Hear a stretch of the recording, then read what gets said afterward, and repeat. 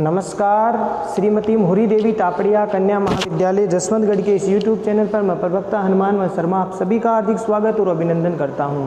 प्यारे विद्यार्थियों, BA द्वितीय वर्ष के पाठ्यक्रम के अंतर्गत हिंदी साहित्य विषय में आपका जो प्रथम प्रश्न है रीतिकालीन काव्य, उसमें हम कवि मतीराम जी के पद दानवीर महिमा वर्णन शीर्षक से पढ़ रहे हैं। और ये जो दानवीर महिमा वर्णन है, ये दानवीर महिमा जो शीर्षक है वो इनके ललित ललाम ग्रंथ में संकलित है। ठीक है प्यारे विद्यार्थियों, मतीराम जी का प्रसिद्ध ग्रंथ है ललित ललाम, तो इसे संकलित है। तो प्रसंग में आप लिखेंगे प्रस्तुत पद्यांश कवि मतीराम जी द्वारा रचित ललित ललाम ग्रंथ में संकलित दानवीर महिमा शीर्षक से उद्धृत है। और इस पद में प्यारे विद्यार्थियों इधर वाला पद है, इसमें शत्रुसाल महाराज जी जो शत्रुसाल जी के पुत्र जो राजा भाव सिंह जी है उनकी उदारता और दानवीरता का वर्णन इसमें किया गया है।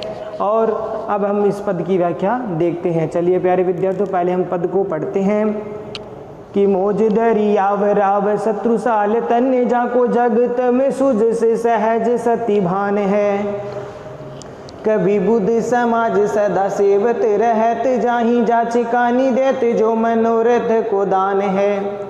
कि जाके गुण सुमन सुवासते मुदित मन, कि जाके गुण सुमन सुवासते मुदित मन साच मति राम कवि करत बखान है। कि जाकी चाह बसत विराज ब्रज राज यह भाव सिंह सोई कल्प द्रुम दीवान है। भाव सिंह सोई कल्प द्रुम दीवान है।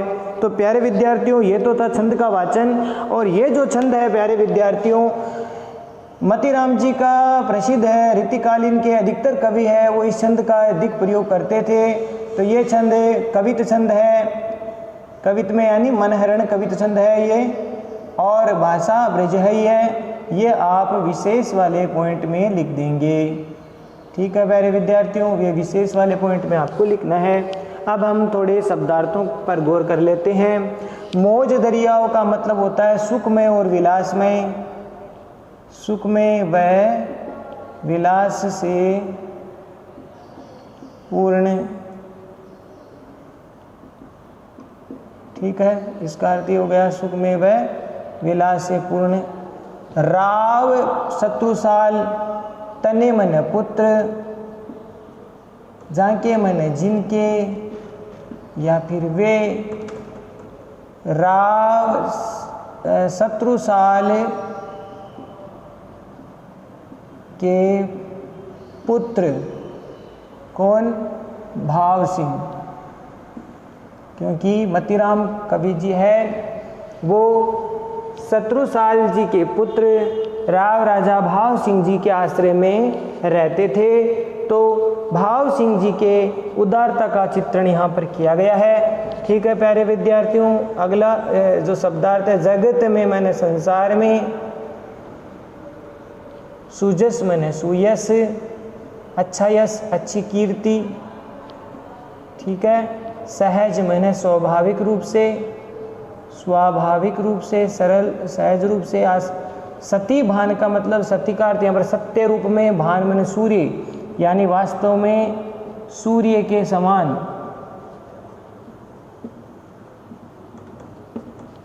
ठीक है, वास्तव में सूर्य के समान। विबुद्ध का अर्थ हम दो तरीके से लेंगे। यहाँ श्लेष अलंकार है प्यारे विद्यार्थियों। विबुद्ध का अर्थ यहाँ पर देवता भी है और विबुद्ध का अर्थ यहाँ पर विद्वान भी है। तो यहाँ पर श्लेष अलंकार है, दो अर्थ होंगे इस पंक्ति का। समाज में ने समूह है, देवताओं का समूह है, विद्वानों का समूह है। ठीक है, सदा मने सदैव।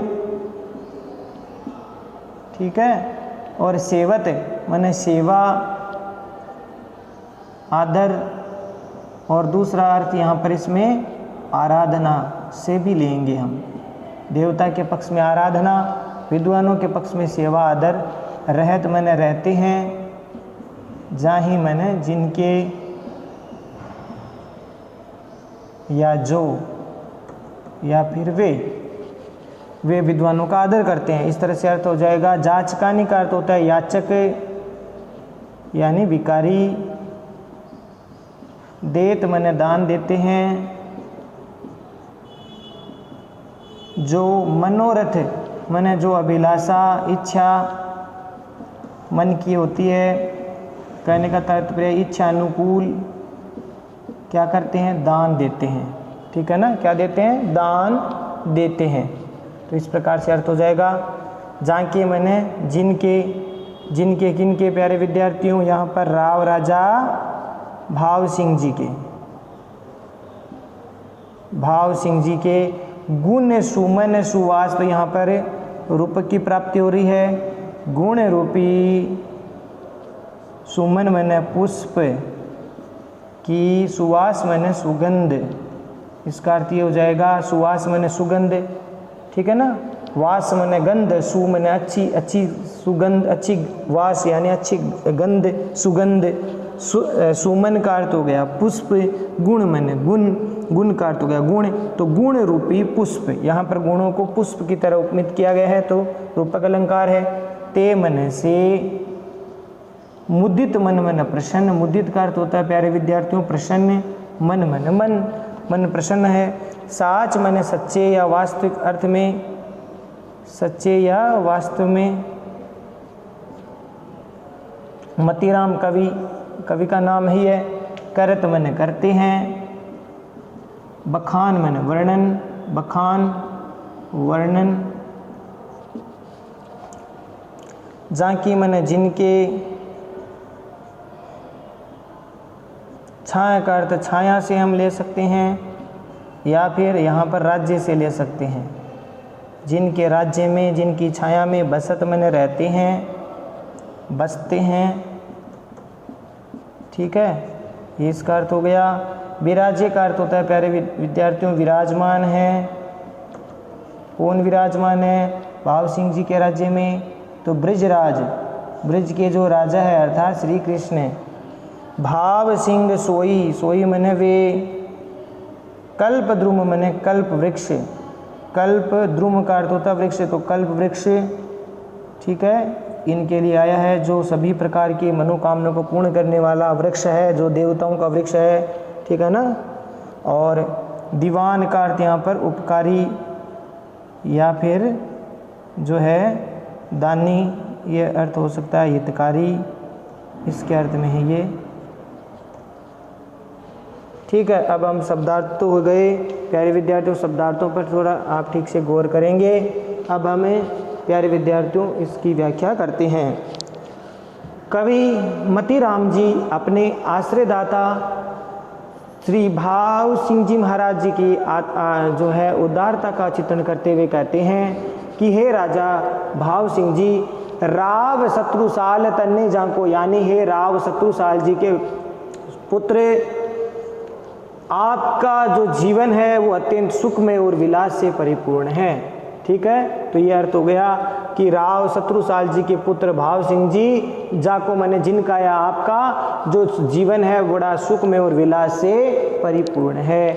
आगे देखिए अर्थ, जगत में सुज से सहज सतीभान है, कि आपका इस संसार में आपका जो सुयश है या कीर्ति है वो स्वाभाविक रूप से जो है वास्तव में सूर्य के समान है, वो आपकी यश या कीर्ति है।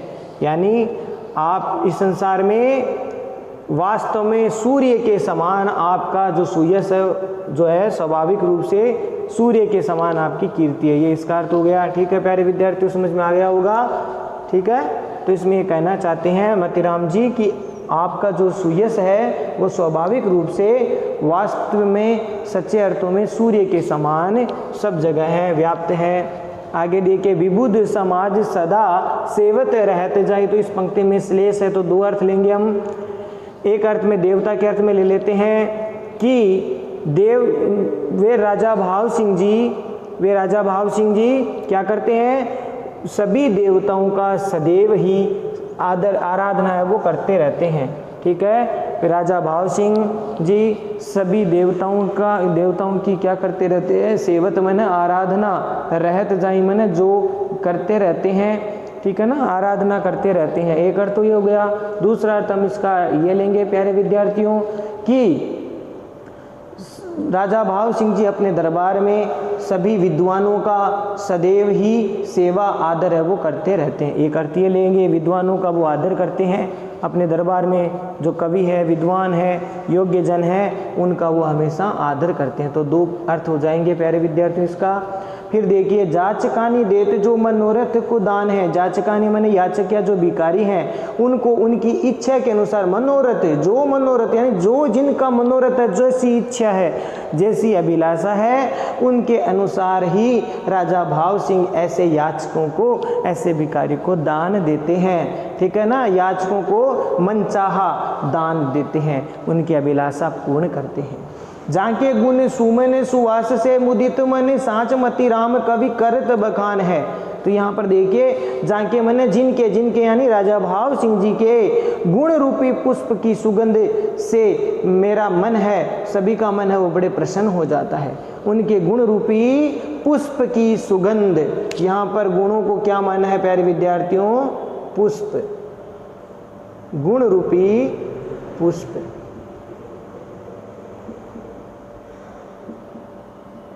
उसकी जो सुगंध है उससे प्रसन्न, सभी का मन है वो प्रसन्न हो जाता है। और मतिराम कवि कहते हैं कि ऐसे जो गुणों से युक्त है राजा भाव सिंह जी, उनका मैं वास्तव में उनकी कीर्ति का बखान करता हूँ। साच मतिराम कवि करत बखान है, यानी ऐसे वास्तविक जो गुणों से युक्त है, जो गुण रूपी पुष्पों की सुगंध से जिनका मन प्रसन्न हो जाता है, ऐसे मतिराम कवि कहते हैं कि मैं आपके सच साच मैंने वास्तविक रूप का या वास्तविक आपकी कीर्ति का बखान करता हूँ। और जहाँ की चाहे बसत भी राजे ब्रजे राज, ये भाव सिंह सोई कल्प ध्रुम दीवान है। जहाँ की मैंने जिनकी छाया, मैंने जिनकी छाया में, एक अर्थ में ये भी ले सकते कि जिनकी छाया में ऐसे कवि जन है वो रहते हैं, या इसका अर्थ ये ले सकते हैं कि जिनके राज्य में साक्षात ब्रजराज यानी श्री कृष्ण जी विराजमान रहते हैं, शोभायमान रहते हैं। साक्षात श्री कृष्ण जी है वो जिनके राज्य में विराजमान रहते हैं। ऐसे दानवीर और धर्मात्मा राजा भाव सिंह सोई कल्प द्रुम दीवान है। ऐसे राजा भाव सिंह इस संसार में कल्प वृक्ष के समान बड़े उपकारी दानी है, यानी जैसे कल्प वृक्ष के समान है, कहने का तात्पर्य है वो जैसे कल्प वृक्ष सभी को मनचाहा जो है इच्छित वस्तु या उसकी इच्छा को पूर्ण कर देता है, ठीक उसी प्रकार से राजा भाव सिंह सभी की इच्छाओं को कल्प वृक्ष के समान पूर्ण करने वाले हैं, बड़े उपकारी है, सभी का हित चाहने वाले हैं, सभी के लिए हितकारी है। ठीक है प्यारे विद्यार्थियों, आशा करता हूँ यह पद समझ में आ गया होगा। विशेष वाले पॉइंट में प्यारे विद्यार्थियों इसमें आपको लिखना है, कवि ने अपने आश्रयदाता जो बूंदी के राजा है, या राजा कहाँ के थे प्यारे विद्यार्थियों? बूंदी के थे, बूंदी के राव राजा भाव सिंह। ठीक है, तो बूंदी के राजा भाव सिंह जी के जो है उदारता का या संपन्नता की व्यंजना इसमें की गई है। ठीक है ना, बूंदी के राजा भाव सिंह जी की उदारता, दानशीलता का चित्रण इसमें किया गया, व्यंजना की गई। एक पॉइंट ये लिख सकते हैं। दूसरे में आप ये भी लिख सकते हैं कि इसमें अनुप्रास है, और पंक्ति लगा करके भी लिख सकते हैं कि विबुध में श्लेष अलंकार है। ठीक है, अलंकारों की बात करें तो अनुप्रास तो है ही है, वर्णों की आवर्ती तो ही है, अनुप्रास है। विबुध वाले शब्द में जो है श्लेष अलंकार का प्रयोग किया गया है, क्योंकि विबुध का अर्थ यहाँ पर देवता भी है और विबुध मने विद्वान भी है। ठीक है, और गुण सुमन सुवास में इस पंक्ति में प्यारे विद्यार्थियों रूपक अलंकार की प्राप्ति हुई है, साथ ही साथ उपमा अलंकार का भी प्रयोग किया गया है। तो अनुप्रास, श्लेष, रूपक और उपमा अलंकार का प्रयोग किया गया है। मन हरण कवित छंद की यति गति उचित है, भाषा ब्रिज है। इस प्रकार से आप विशेष वाले पॉइंट में लिखेंगे। ठीक है प्यारे विद्यार्थियों, ये पद समझ में आ गया होगा। अगला पद देखते हैं कि जंगनी उतंग जंग जेतवारी जोरे जीने चिकरत दिगरही हलत कलकत है।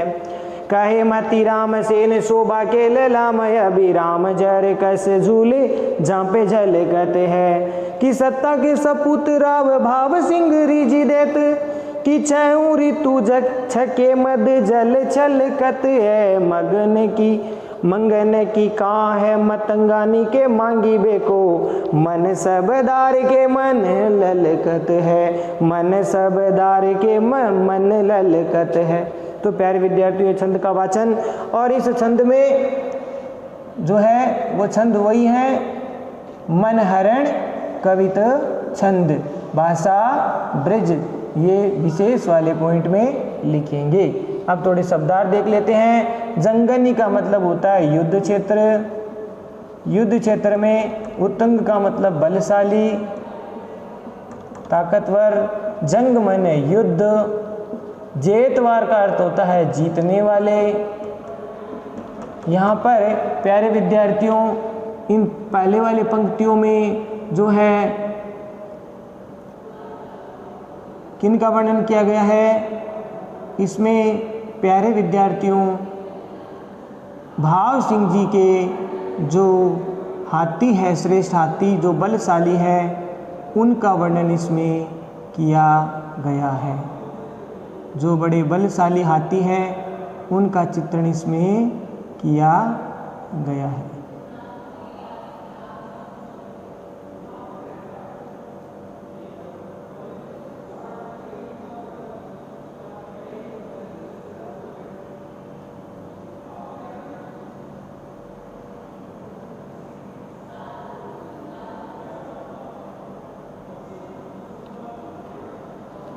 जो युद्ध क्षेत्र में प्रयाण करते हैं। ठीक है, शब्दार्थ पहले देख लेते हैं प्यारे विद्यार्थी। जोर जिने यानी जिनमें, अब जिनमें किन में, हाथियों में, हाथियों में जोर है, बल है, ताकतवर है, शक्ति है। चिकरत का अर्थ होता है चिंगाड़ना। दिक्करही माने दिग्गज, दिशाओं के हाथियों को, दिग्गजों को। हैलत कलकत का मतलब है हिलाते हुए कंपन कर देते हैं, हिलाकर कंपित कर देते हैं। ठीक है प्यारे विद्यार्थियों, कहे मने कहते हैं। कौन कहते हैं? मतीराम कवि। ठीक है, ये कवि का नाम है। सेन मने सेना, शोभा मने शोभा, शोभा के ललाम मने सुंदर। फिर ये वाला अभी और राम जुड़ करके अर्थ हो जाता है सुंदर। ठीक है, इस सुंदर का अर्थ हम अगली पंक्ति में लेंगे प्यारे विद्यार्थियों, ध्यान रखना। अभिराम का अर्थ भी सुंदर होता है, ललाम मन भी सुंदर होता है। जरकस का अर्थ होता है हीरे मोती, मोतियों से जड़ा, जड़ा या खंचित वस्त्र या आवरण। ठीक है, झूल माने झूले, झूल, जांपे माने आवरण। ठीक है, इसका अर्थ हम आवरण से ले लेंगे। और झूल माने जो लोहे की, ये जो वस्त्रों के ऊपर जो सजाते हैं हाथियों को, वो झूल।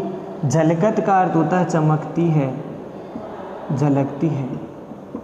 ठीक है, और सत्ता के सपूत माने शत्रुशाल, शत्रुशाल के सपूत माने सुपुत्र। राव भाव सिंह, राव भाव सिंह राजा। रिझि देत माने जिन पर प्रसन्न हो जाते हैं, प्रसन्न होकर ऐसे हाथियों का क्या कर देते हैं? दान देते हैं, दान दे देते हैं। देखेंगे अर्थ शब्दार्थ के। छऊ ऋतु का मतलब सभी ऋतुओं में, 6 ऋतुओं में, 6 ऋतुओं, 6 ऋतु। छके का अर्थ होता है मस्त, या फिर इसमें अर्थ ले लेंगे जरता है। मद जल माने मद जल, मदमस्त, मदजल। छलकत है माने छलकता है, जर करके छलकता है। मगन का अर्थ होता है साधारण याचक, साधारण याचक, मांगने वाले, भिखारी। ठीक है, इसका अर्थ हो गया साधारण याचक। कि कहाँ है माने क्या कहें, क्या कहें, उनका तो क्या कहें। मतंगानी का अर्थ होता है हाथियों, हाथियों के। मांगी बे को मैंने मांगने के लिए, मांगने के लिए। और प्यारे विद्यार्थियों मनसबदार आप जानते हैं, मनसबदार सामंत मन मन मन ललकत मन ललचाते हैं। अब देखिए प्यारे विद्यार्थियों, अब इसका अर्थ हम देखते हैं। प्यारे विद्यार्थियों, इसमें प्रसंग में आप वही लिखेंगे, प्रस्तुत पद्यांश कवि मतीराम जी द्वारा रचित ललित राम ग्रंथ में संकलित दानवीर महिमा शीर्षक से उद्धृत है। इसमें अपने आश्रयदाता कवि, अपने आश्रयदाता राजा भाव सिंह जी के उदारता का चित्रण इसमें किया गया है, उनकी दानवीरता का चित्रण किया गया है, साथ ही साथ उनके हाथियों के पराक्रम का, जो श्रेष्ठ हाथी है उनका भी वर्णन इसमें किया गया। देखिए कैसे, पहली वाले पंक्तियों में हाथी के बारे में ये देखिए कि मतीराम कवि कहते हैं कि उन राजा भाव सिंह जी के हाथी इस प्रकार के हैं कि वो युद्ध क्षेत्र में जंगनी उतंग, यानी युद्ध क्षेत्र में अत्यधिक बलशाली है। युद्ध क्षेत्र में वो क्या है, अत्यधिक बलशाली। और जंग जेतवार जोर जिने माने जिन हाथियों में युद्ध को जीतने का सामर्थ्य है, जोर है, शक्ति है, ताकत है। ठीक है, इनके राजा भाव सिंह जी के सेना में जो अच्छे अच्छे श्रेष्ठ हाथी हैं, वो जो हाथी हैं उन हाथियों में इतनी ताकत है कि वह युद्ध क्षेत्र में अत्यधिक बलशाली है और साथ ही साथ वे युद्ध को जीतने का सामर्थ्य उनमें अपरिमित है। ठीक है, ये इसका अर्थ हो गया। इसमें हाथी की बड़ाई लिखी जा रही है। साथ ही चिकरत दिक्कर ही हालत कलकत है, जब वो सेना के हाथी राजा भाव सिंह जब शत्रु सेना पर चढ़ाई करते हैं, उस समय जब उनके श्रेष्ठ हाथी गर्जना करते हैं, चिंगाड़ते हैं, तब बड़े बड़े दिग्गज, बड़े बड़े हाथी भी उनके सामने हालत कलकत मैंने हिला करके, उनकी चिंगाड़ने के कारण, उनकी चिंगाड़ने से वो बड़े बड़े दिग्गज भी हिल करके कंपित हो जाते हैं या व्यथित हो जाते हैं। तो इसका अर्थ आ गया, समझ में आ गया। हाथी क्या करते हैं, चिंगाड़ते हैं, तो बड़े बड़े दिग्गज भी, बड़े बड़े हाथी भी जो है हिल करके कंपित हो जाते हैं या फिर भयभीत हो जाते हैं या व्यथित हो जाते हैं। कहे मती राम सेन शोभा के ललाम, अभी राम जरकस झूल झांपे झलकत है। तो देखिए प्यारे विद्यार्थियों, मतीराम कवि कहते हैं कि सेना शोभा के ललाम, वे जो हाथी हैं, वे हाथी राजा भाव सिंह जी की सेना के शोभा है। वे राजा भाव सिंह जी की सेना की क्या है, शोभा है। शोभा के ललाम, बहुत सुंदर शोभा है। शोभा भी कैसी है, बहुत सुंदर, यानी वो हाथी है वो राजा भाव सिंह जी की सेना की सुंदर शोभा है। और अभी राम जरकस झूल झांपे झलकत है, उन हाथियों के ऊपर बहुत सुंदर हीरे मोतियों से जड़े या कंचित जो वस्त्र है, वो उनका वस्त्र या जो आवरण है वो अत्यधिक चमकता रहता है। झलकत है मैंने चमकता रहता है। प्यारे विद्यार्थियों, उन हाथियों के ऊपर जरकस के वस्त्र हैं, अर्थात हीरे मोतियों से जड़े हुए कंचित जो वस्त्र हैं वो उन हाथियों के आवरण, उनके हाथियों के ऊपर इस प्रकार से विराजमान शोभित हो रहे हैं, बहुत सुंदर लग रहे हैं। ठीक है, आगे देखिए, चमकते रहते हैं वो। और सत्ता के सपूत राव भाव सिंह रिजि देत छऊ ऋतु छके मद जल छलकत है, यानी उन हाथियों के जो छओ ऋतुओं, यानी समस्त ऋतुओं में, सारी ऋतुओं में उनके कानों से या उनके गले से जो है मद जल है वो झरता रहता है, छलकता रहता है। कहते हैं हाथियों के कानों से, जो गले से या उनको गंड स्थल से जो है मद है वो झरता रहता है। और वो जो मद है वो सभी ऋतुओं में एक समान है, वो उनकी मदमस्ती से, मस्ती से झरता रहता है। और ऐसे श्रेष्ठ हाथी है वो शत्रुसाल के सुपुत्र राव भाव सिंह जिन पर प्रसन्न हो जाते हैं उनको दान में दे देते हैं। ऐसे श्रेष्ठ हाथी जो मस्ती से जिनका मद जल है वो झरता रहता है, ऐसे श्रेष्ठ हाथी जिस पर राजा भाव सिंह प्रसन्न हो जाते हैं, रीझ जाते हैं जिन पर, उनको ऐसे श्रेष्ठ हाथी दान में दे देते हैं। तो आगे देखिए राजा भाव सिंह जी के बारे में और बढ़ाइए। यहाँ पर देखिए कि मगन की काय मतंगानी के मांगी बे को मन सबदार के मन ललकत है, कि ऐसे श्रेष्ठ हाथी को तो बड़े बड़े जो मनसबदार है, जो दरबारी मनसबदार है, वो मनसबदारों के मन भी ललचाते रहते हैं। मतंगानी के मांगी बे को, यानी राजा भाव सिंह जी से ऐसे श्रेष्ठ हाथी को मांगने के लिए बड़े बड़े मनसबदारों का मन भी ललचाता रहता है। फिर तो मतीराम जी कहते हैं कि मंगने की कहाँ है, यानी साधारण याचकों की तो कहाँ तक बात करे। कहने का तात्पर्य है कि सभी लोग हैं वो राजा भाव सिंह जी से ऐसे श्रेष्ठ बलशाली युद्ध को जीतने वाले श्रेष्ठ हाथियों को मांगने की इच्छा रखते हैं। ठीक है प्यारे विद्यार्थियों, तो ऐसे श्रेष्ठ हाथियों को सभी मांगना चाहते हैं। तो प्यारे विद्यार्थियों, आशा करता हूँ ये पद समझ में आ गया होगा। विशेष वाले पॉइंट में आप हाथियों का जो वर्णन है वो ऐसे हाथियों का उल्लेख किया गया है जो अत्यधिक बलिष्ठ है, स्वस्थ है, इस प्रकार का व्यंजित भाव इसमें किया गया है। इसमें हाथियों राजा भाव सिंह जी की सेना में जो श्रेष्ठ हाथी है, जो स्वस्थ हैं, बलशाली है, उन हाथियों की अभिव्यंजना की गई है, ये आप लिख सकते हैं। और आगे आप लिख सकते हैं इसमें राजा भाव सिंह जी की उदारता, दानशीलता का चित्रण भी किया गया है। राजा भाव सिंह जी की उदारता, दानशीलता का चित्रण किया गया है। अलंकारों की बात करें तो प्यारे विद्यार्थियों इसमें अनुप्रास है, ठीक है, उपमा है, रूपक है, इस प्रकार से यहाँ पर अलंकारों की प्राप्ति हो रही है। अनुप्रास, रूपक, अतिशोक्ति भी की है, बढ़ा चढ़ा करके बात कही गई है तो अतिशोक्ति अलंकार का भी प्रयोग इसमें किया गया है और यमक अलंकार का भी प्रयोग इसमें किया गया है। तो इस प्रकार से यहाँ पर यह अलंकार है। अनुप्रास, उपमा, रूपक, अतिशयोक्ति, यमक अलंकार। छंद की बात करें तो मनहरण कवि छंद की यति गति उचित है। भाषा, ब्रज भाषा का नाद सौंदर्य उत्तम है। इस प्रकार से आप विशेष वाले पॉइंट में लिख सकते हैं। तो आशा करता हूँ प्यारे विद्यार्थियों ये जो पद दोनों हैं आपको समझ में आ गए होंगे। विद्यार्थियों आज के लिए बस इतना ही। अगले वीडियो में फिर हाजिर होंगे मतीराम जी के आगे के पदों की व्याख्या को लेकर के। तब तक के लिए इन पदों को, इन व्याख्याओं को ठीक से पढ़िए, नोट्स बनाइए, याद कीजिए, चैनल को लाइक, शेयर और सब्सक्राइब कीजिए। जय भारत, जय हिंदी, धन्यवाद।